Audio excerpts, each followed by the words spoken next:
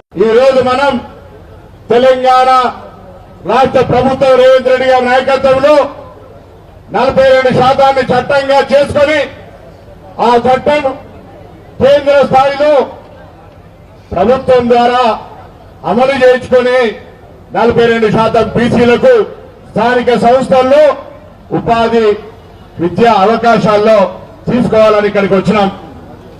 ఈ సందర్భంగా వేదిక మీద జరుగుతా ఉన్నా ఇది కాంగ్రెస్ పార్టీ సభ కాదు, 15 వర్గాల సంఘాల వాళ్ళు నిర్వహిస్తూ ఉన్నారు.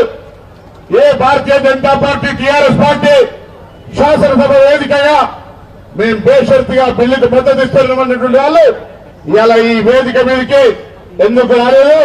సిపిఐ సభలో మద్దతునిచ్చి ఇలా సిపిఐ పక్షాన నారాయణ గారు వచ్చినారు.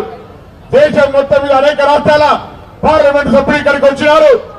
తెలంగాణలో ఎంఐఎంతో సహా తెలంగాణకు సంబంధించి భారతీయ జనతా పార్టీ శాసనసభ్యుడు, శాసనసభ పక్ష నాయకుడు, టీఆర్ఎస్ పక్షానికి సంబంధించిన నాయకులు ఈ యొక్క బీసీ బిల్లుకు 42% చట్టబద్ధత కల్పించడానికి శాసనసభ వేదికగా మద్దతునిచ్చి ఇలా పార్లమెంట్ వేదికగా నరేంద్ర మోడీ గారిని అడగడానికి బీసీ సంఘాలు చేస్తున్న కార్యక్రమంలో ఎందుకు హాజరు కాలేదో చెప్పమని అడుగుతా ఉన్నాం.